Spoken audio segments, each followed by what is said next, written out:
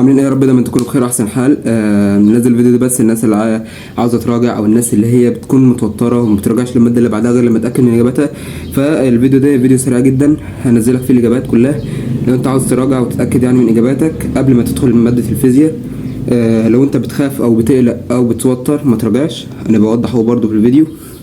في ناس طلبت مني ان انا انزل الفيديو ده عشان كان نزلته. لو انت بتوتر ما تكملش الفيديو. لو انت من الناس اللي هي بتكملش المواد او بتتوتر غير لما تراجع الاجابات، يعني راجع اجاباتك وشوف انت الدنيا واصله معاك ليه، وما تقلقش خالص. لسه في 4 مواد، لسه طريقه طويل باذن الله، ولسه المسألة مكمله باذن الله. يعني انت حتى لو نص النهارده 10 درجات لسه في مواد تانية باذن الله تعوضك وخير باذن الله. اول حاجه في فيديو النهارده باذن الله هنبدا بيها الا وهي النحو. بيقول لك فاض النيل بالخير، فاض اللي يجي منها هتبقى فايضه، دون هو اسم هيئه من الفعل فاض، فاض فايضه. طيب بيقول لك هنا حذف الباء، لا تكن ايه، تكن انت، تكن ايه لاهيا هتبقى خبر، تكن منصوب هتبقى لاهيا هي الاجابه الصح. طيب نرجع دلوقتي بقى لحاجه مهمه جدا. بيقول لك ليس في كلام العرب كلمتان حد مالي نائب المفعول المطلق، كلمتان تطابقان، كيف تطابقان؟ تمام التطابق هتبقى تمام هي نائب عن المفعول المطلق. طيب بين اسم حرف الناسخ في البيت السابق. بيقول لك ايه؟ ان لكم، ان صوتا لكم، بس هو ايه؟ عمل تقديم وتاخير هتبقى صوتا. طيب عندك ما كان صانع المعروف ليعيش ذميما، ليعيش بين نوع اللام، ما كان نفي، ولام هتبقى لام الجحود، قبلها بيجي نفي وبيكون كون منفي، يعني هو ما كان او ما كون زائد لام الجحود هتبقى اللام دي لام الجحود. طيب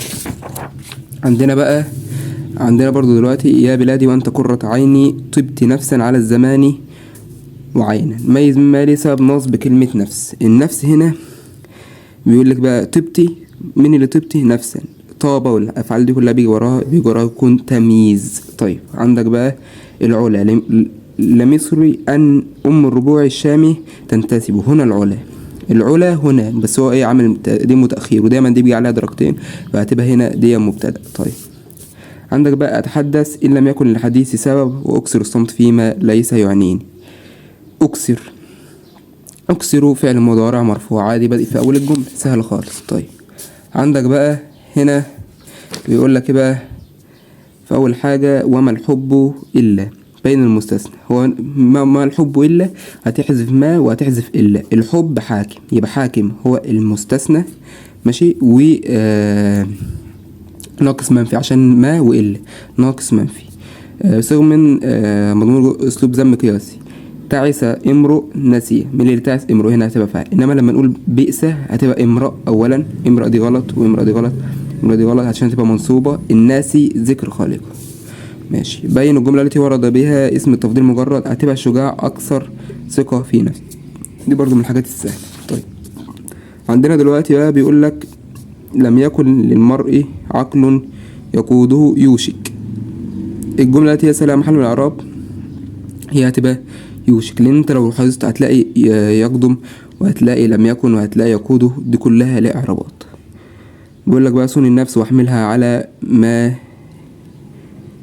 يزينها، تعيش صائم القول فيك جميلة. طيب الكلام مش واضح. طيب بيقول لك ميز الفعل اللازم. الفعل اللازم ده اللي هو بيكون شيليه مفعول به، بيكون شيليه مفعول به. طيب مين اللي تعيش؟ كيف تعيش سالما، مفيش هنا مفعول به، فهي تعيش هنا هتبقى فعل لازم. طيب عندك بقى بيقول لك ليس في كلام العرب كلمتان تتطابقان، هتبقى هنا تمام زي ما احنا لسه قايلين كتمام التطابق، وهنا هتبقى لا صوتا، وهنا هتبقى لام الجحود دي احنا لسه قايلينها مأكدين عليها. وفاضة فايضة برضو احنا لسه قايلين الكلام ده كله مأكدين عليه. احنا عندنا بقى اخر حاجة او اخر حاجتين هنتكلم عنهم في النحو قبل ما نخش على بيت الفروع. بقول لك اتحلى الحليم بخصلتين، مين اللي بيتحلى الحليم؟ بيتحلى بايه؟ هتبقى كلت بخصلتين، الخصلتين هنا دي هتبقى مجرور. بيقول لك كلتاهما محبوبتان عشان تبقى ايه؟ نكره، وهيبقى هنا نعت ومنعوت. يعجبني شاب مسماه او مسعاه، الكلام مش واضح. مسعى يعجبني شاب، مصدر ميمي. مرجو ديا مش مصدر ميمي، مجالسته مسمى مزاحه غلط، هتبقى مسعى. سعى يسعى، هتشيل الياء وتحط ميم، هتبقى مسعى، دي مصدر ميم. طيب اللي لك لا تعطي شهوات النفس جامحة، فكسرة الخبز بالشكران تجزيها. بين نوع الياء. لا تمتطي، مين اللي تمتطي؟ أنت، يبقى فاعل ضمير رفع. طيب عندنا آخر حاجة بقى نتكلم عليها عشان يبقى جبنا النحو كله.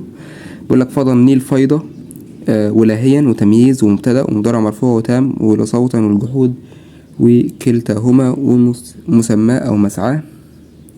ماشي كده احنا خلصنا يعتبر النحو، كده خلصنا النحو كله. هنخش دلوقتي على بقيت بقى الامتحان كله، هنخش على القراءة والنصوص وكل الكلام ده. طيب عندك هنا بيقول لك بين السمة التي تحققت في هذين البيتين من السمات اتجاه الوجدان.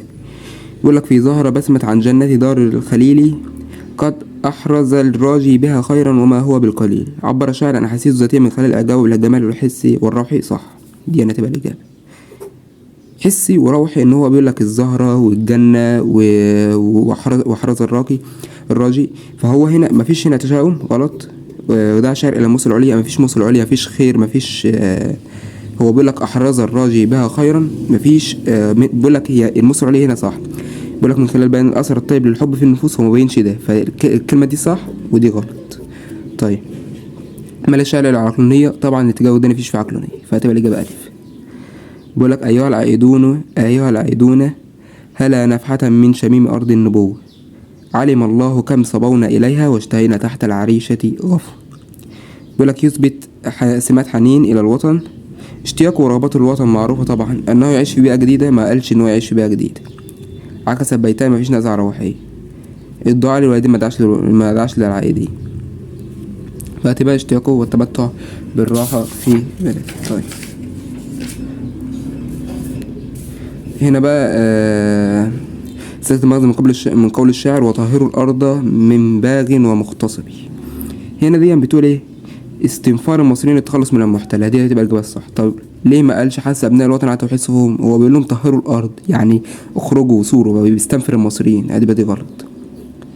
وبيقول لك من الظلم والبغي، هو الظلم والبغي هنا دي صح، ولكن هو بيقول لك حث أبناء مصر على توحيد صفوفهم، ما قالش توحيد صفوفهم. حث المصريين على التوسع في استثمار أراضيهم، ما فيش الكلام ده. تحذير أبناء مصر من عاقبة البغي، ما حذرش. هو بيقول لك طهروا الأرض، يعني أمر استنفار. بين المبدأ الذي يدعو إليه الشاعر في البيت الرابع، هتبقى الإيمان الصادق يتحقق بالنصر. هات ما يدل على أن الشاعر يؤمن بمبدأ الشورى، اتخذوا آراء أهل النهى والفضل مصباح. بيقول لك اتخذوا آراء، ما استعملوا حزم، دي غلط، دي حزم أو قوة، دي مالهاش دعوة بالشورى. استنصروا الله، ما فيش دي نصر، مالهاش دعوة بالشورى. أصلحوا ذات البين، دي إصلاح، مالهاش دعوة. يبقى اتخذوا آراء اللي هي أصلا الشورى. طيب استنتج العاطفة والمصيرة على الشاعر في الأبيات، هتبقى وطنية وانتماء. ميز الصورة البيانية في قول الشاعر فجر المجد، مبتدأ وخبر، تشبيه بليغ، مصطلح مصطلح دايما بيقولها، حاجة سهلة جدا. طيب عندنا دلوقتي بيقولك ما الكلمة التي تؤدي يظهر أسرار، اللي هي ينشرها، معروف. استنتج علينا يتخلى عنها ويحط من أقدارها ويهملها ثلاثة بنفس المعرفة، انت هتختار الحاجة الغريبة. استنتج أخو الحزم هو من امتلك، هتبقى قدرة المرء على كتمان سر. اللي بقى يحسنون التصرف، دي غلط.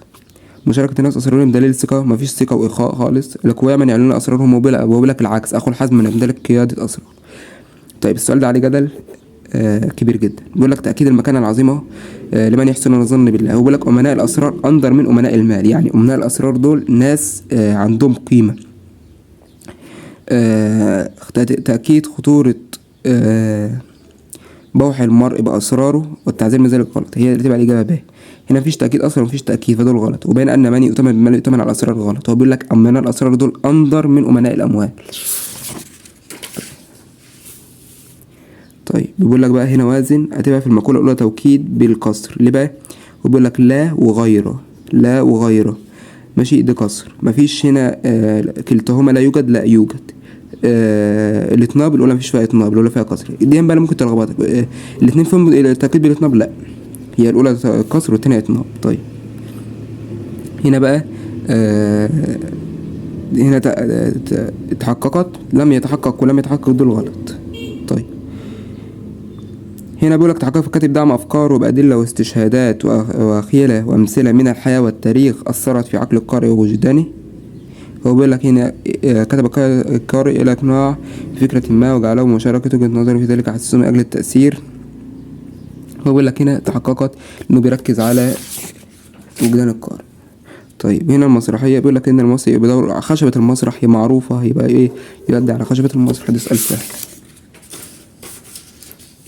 طيب بيقولك بقى استدل من خلال فهم الموضوع على أن الابتكار والتفوق العلمي يتطلبان توافر الإمكانيات المناسبة. بيقولك تضاعف قدرة أحمد زويل أو طاقة أحمد زويل على البحث ولتوافر المختبرات وأجواء التعاون مع الزملاء والأساتذة. هو بيقولك توفر مختبرات، وهنا توفر إمكانيات اللي هي مختبرات، فدي هي تبقى الإجابة الصح. تألم زويل ما تألمش ولا تجرح. هو بيقولك إيه ابتكار والتفوق يتطلبان توافر إمكانيات إيه اللي هو عشان يتطور بيها تبقى إيه هي مختبرات. طيب ولم يقلل ذلك من عزيمته بل شد ذلك من أزره دي طحسي، فهتبقى الإجابة ب. طيب دي المقالي أول حاجة السرية التكاملية التوافر المساءلة. والسؤال المقالي التاني أهو دي إجابته عشان بس ما اطولش عليكم.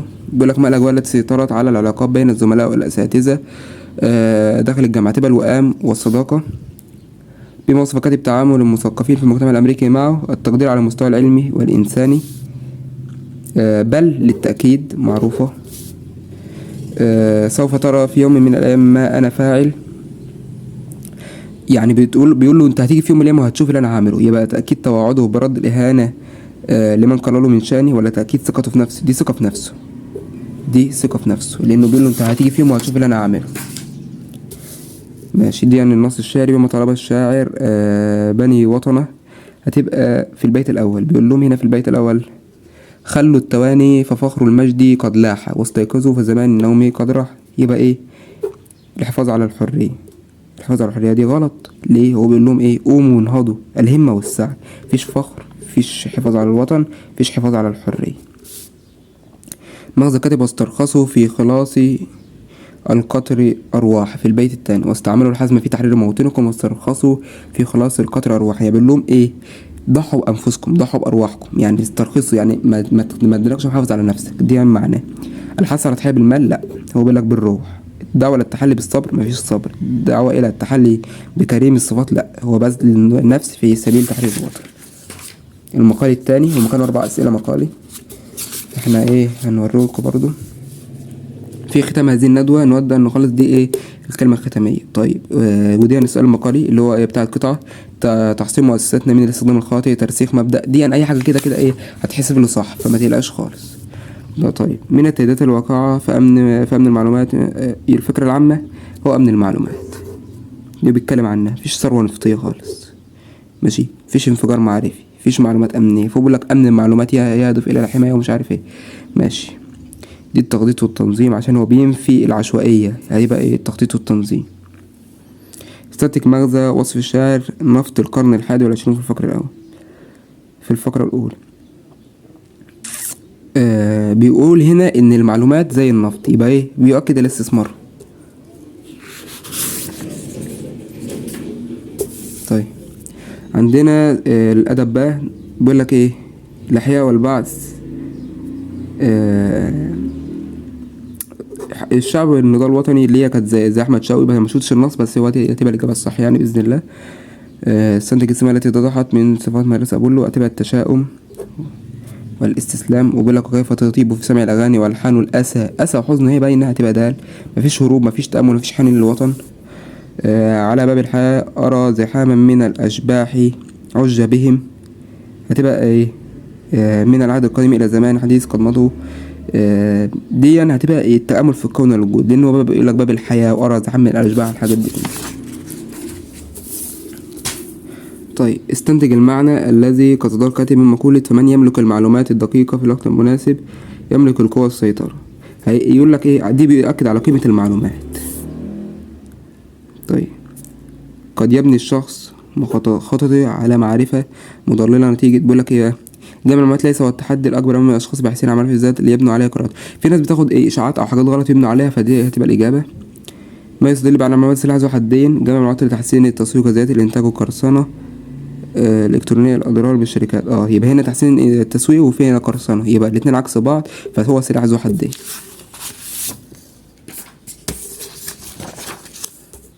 هنا بقى ايه؟ تكتب لتؤدي امام الجمهور عشان ينشرها الهمه والسعي، قدره المرأة كتمان سر، تأكيد خطورة. دي تأكيد خطورة دي غلط، هو الإجابة بين تأكيد خطورة والتانية دي، بس أنا بقول لك هي هتبقى التانية، ودي هتبقى التضحية. بس كده، لو في أسئلة ناقصة بإذن الله هنزل لكم فيديو تاني.